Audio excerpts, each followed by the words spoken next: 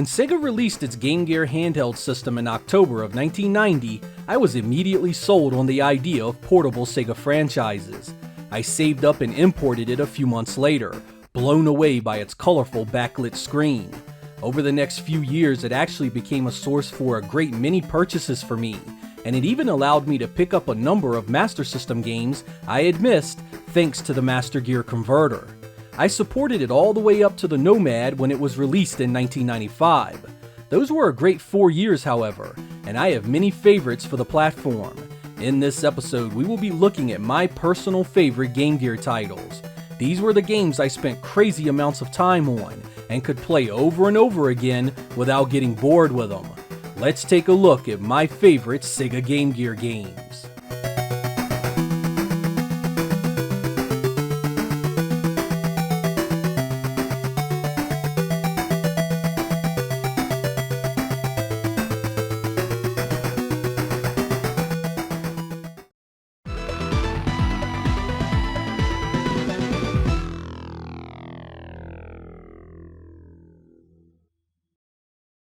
When Streets of Rage 2 landed on the Game Gear, one would assume it'd take big hits in sound and visuals.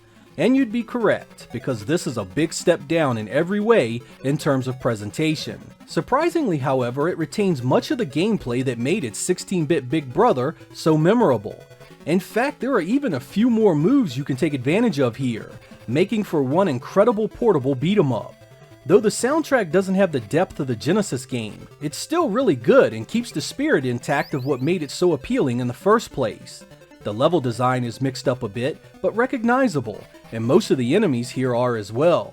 It would be ridiculous for me to claim this is as good a game as the Genesis release, but it's still a really good experience nonetheless. The gameplay is fast and fluid, the animation excellent, and you can take it with you anywhere you'd like to with original hardware. It does omit Max as a playable character, but otherwise is an A+ portable beat-em-up.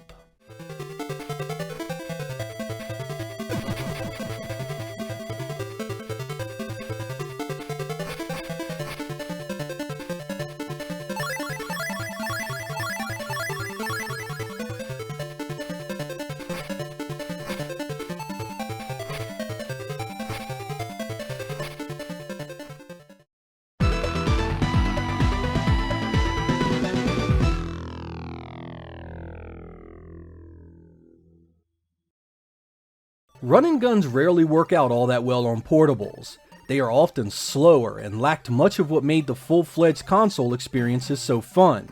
You can't say that about Robocop vs. Terminator, a fantastic version of the game that also released on the Sega Genesis. It kept the massive sprites, the violence, the speed, and was all the better for it. You also get a strong arsenal of weapons to choose from beyond the starting pea shooter, everything from rocket launchers to laser beams. It isn't perfect though. You get some nasty sprite flicker here and there that can actually make certain weapon fire completely disappear, especially against some boss characters. This creates a sense of unease because you simply have no way to know how many hits you're scoring beyond looking at their life bar. There's also some choppiness to the scrolling which irritates you at first, but you adjust to this. It also can be incredibly difficult, with later stages capable of taking out a full life bar in mere seconds. You'll definitely need to put some time in to see the ending.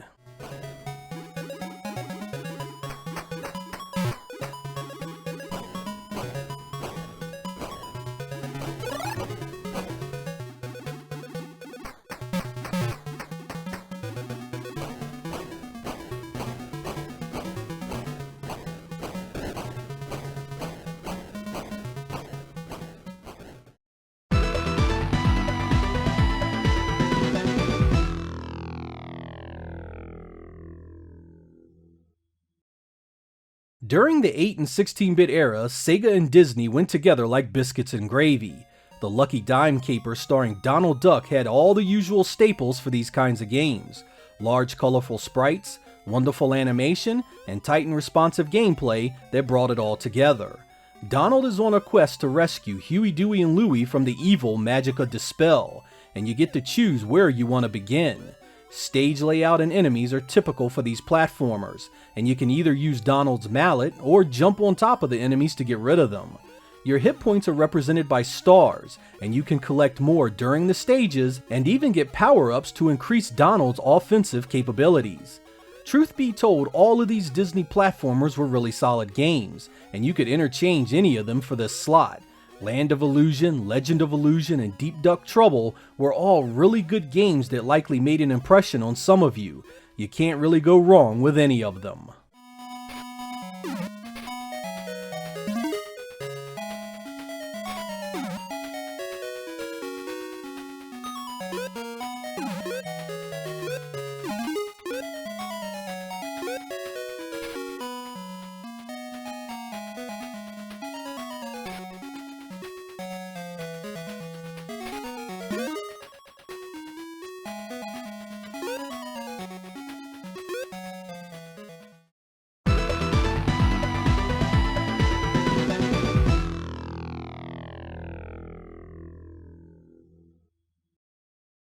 I always did enjoy a good shoot 'em up, and getting one on the go back then wasn't hard, but most just didn't have the same feeling of intensity or variety in its gameplay. That was until I discovered Power Strike 2, which was known as GG Aleste 2 Lance Bird in Japan. It's got all the staples of your typical compile software design.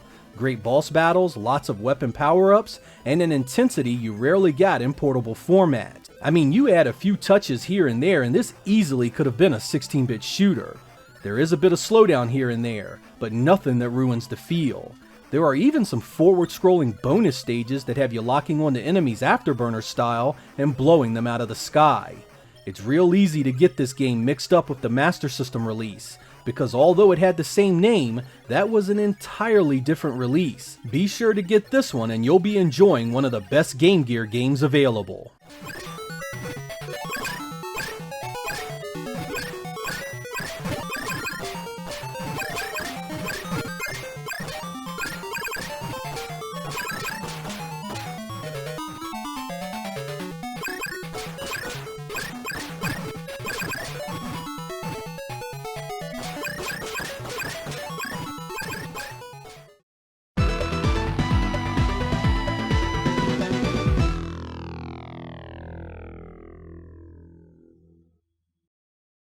One thing I was always able to appreciate with Sega games was their ability to take an IP and change it platform to platform into an entirely different experience without losing what made it so cool in the first place. The Shinobi series of games had always been great, and Sega made its transition to the portable Game Gear in fine style. Called GG Shinobi 2 The Silent Fury in Japan, it was the same great gameplay the series is known for, while adding cool touches like building a team of ninja badasses that have all sorts of weapons and powers to take advantage of. You start out with the Lone Red Ninja, and you have your choices of where to assault first. Each stage will get you access to a new team member and their abilities, which you will need all of them to fully defeat each stage and gain its crystal. This game was so good, I had always wished they had brought them to the Genesis with bigger and better graphics and sound. No matter though, because this game still holds its own, still plays great today, and is an absolute must-own for your Game Gear collection.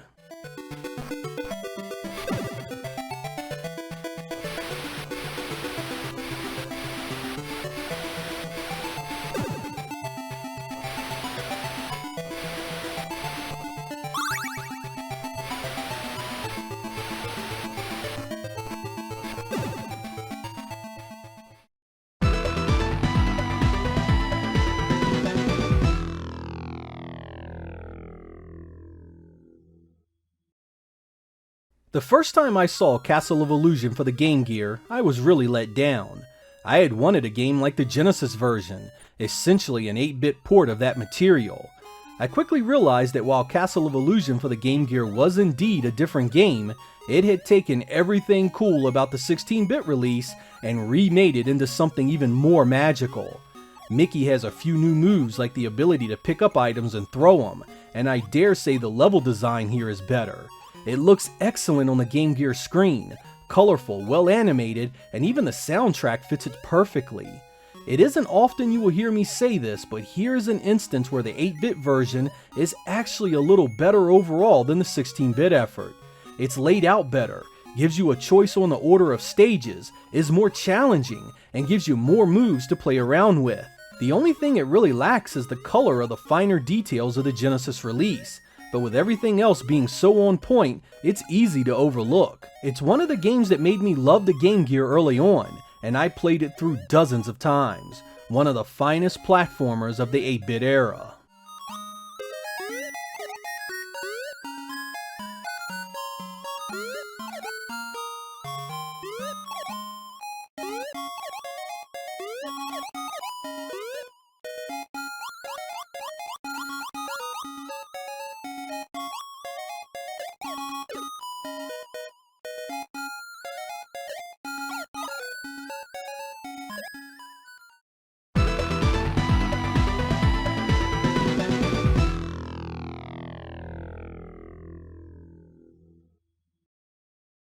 One of my later discoveries for the Game Gear was Sega's own Royal Stone. This strategy RPG was released in Japan in 1995, never seeing a translation anyplace else. It's the sequel to the well-known Game Gear game, Crystal Warriors, which did come west a few years earlier. Lucky for us, it received a fan translation to English back in 2013, making this awesome game fully enjoyable for the first time to non-Japanese reading players. It follows the exploits of Eva, a disgraced knight that has been banished from her home for the high crimes of desertion and being in league with the kingdom's enemies. After your trial and banishment, the story picks up with Eva and her friends trying to expose the greater evil that is about to consume the world. The gameplay here is a mix of turn-based strategy and your typical turn-based JRPG battles. You move around the playfield as you would in, say, a Shining Force game, but once you engage an enemy unit, you get a battle screen that gives you and your foe various options in the engagement. Here you can choose to flee, block, or continue the attack. This system is actually pretty unique and incredibly well done, giving you the choice of how to deal with each encounter effectively. You can only be caught with your pants down because of your own error and strategies, and you really need to learn restraint and make use of that block and flee option often. When not in battle, you roam towns to get bits and pieces of the story, unfolding across conversations you have with the various inhabitants. You also can outfit your characters here with new weapons and armor, and even recruit new members into your ranks. Everything is easy to understand and the gameplay is quite simple to pick up and play, yet the strategy involved will definitely keep you coming back for more. This is the very essence of what a hidden gem is, something not many of us could really enjoy back in the day, yet thanks to the great community of folks out there, we finally can. It's got everything you need for a great RPG adventure. Great color, graphics, and an interesting but easy to follow story and characters you really care about. If you don't know about this one, you just gotta get it on your to-do list ASAP.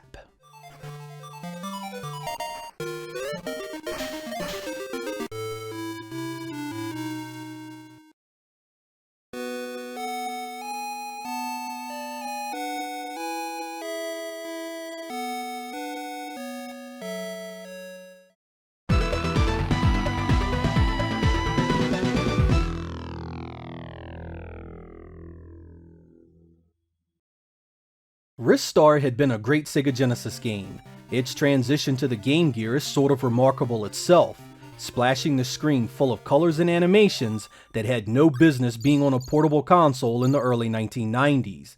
And as incredible as Ristar looks, it plays every bit as good as you'd hope.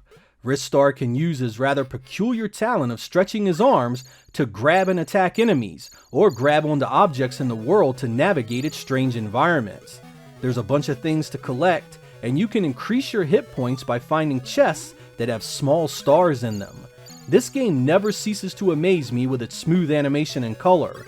Not quite at the level of the Genesis, but impressive as hell all the same. Each world is lovingly crafted on a scale you can't help but to be impressed by, even retaining the crazy verticality of its source inspiration. You aren't boxed in here like most portable games.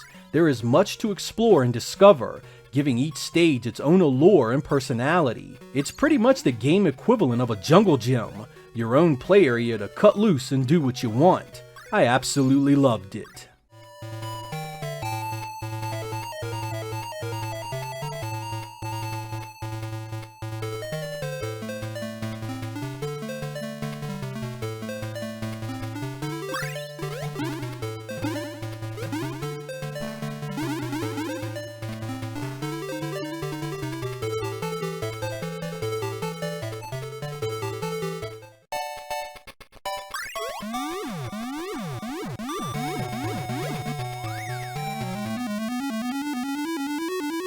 If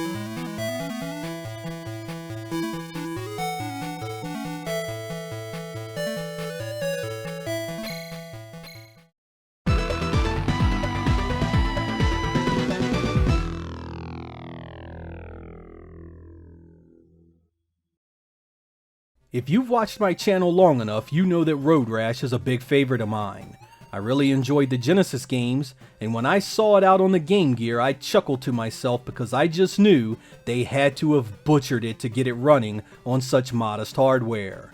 And yeah, it's definitely slower and less detailed than its big brother, but still a great racing game all the same.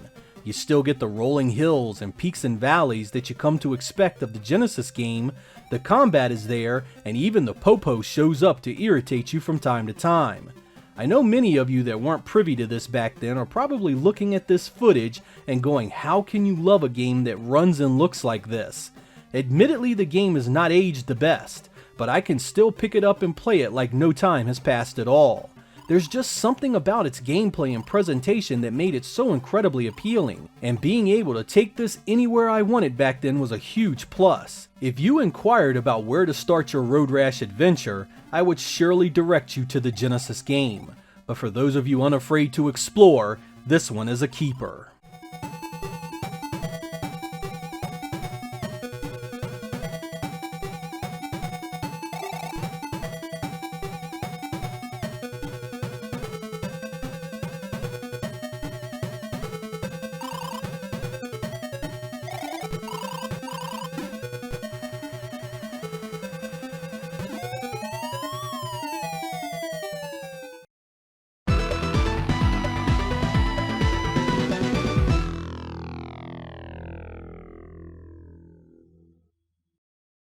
The number one game for the Game Gear is perhaps my favorite game on the go of all time.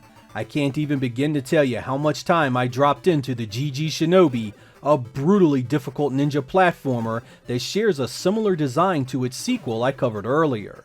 You get to choose your starting area, which has a trapped ninja that needs rescuing. Once sprung, you can use that ninja and his powers at will, making stages easier to deal with. You begin as the red ninja, and man oh man does he need all the help he can get. This game is loaded with well-placed enemies and many other ways to quickly rob you of your lives. Though only 5 stages long, you'll need to replay these stages numerous times before they are mastered, and the 5th and final stage requires every ninja skill you've accrued to defeat. You only get a handful of hit points too, and life replenishment is few and far between. On the plus side, the GG Shinobi looks really good, with lots of cool little scrolling effects, nice animations, and I loved its soundtrack. I'm not usually a big fan of the tunes the Sega Master System and Game Gear pumped out, but I dug these big time, and slapped on the headphones each and every time to get the most out of them.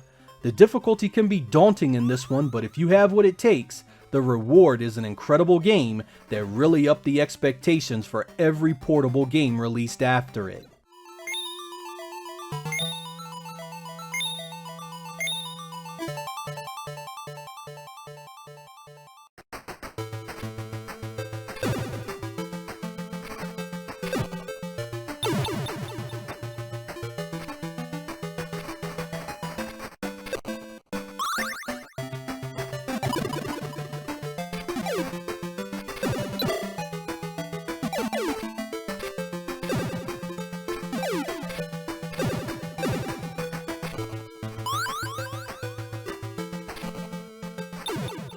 The Game Gear would go on to sell 10 million units in its lifetime, and while it was nowhere near the success of the Game Boy, I played it a lot more thanks to the appeal of that backlit color screen.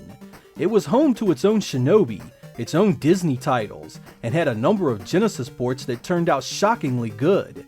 The Game Gear has many emulators out there that run these games pretty much flawlessly, so you don't have to look far to experience them. They hold up really well, and I think you'll enjoy them too. Let me know down in the comments what your favorite games were on Sega's 8-bit portable powerhouse. I'm Sega Lord X, thank you guys for watching, and I will catch you next time.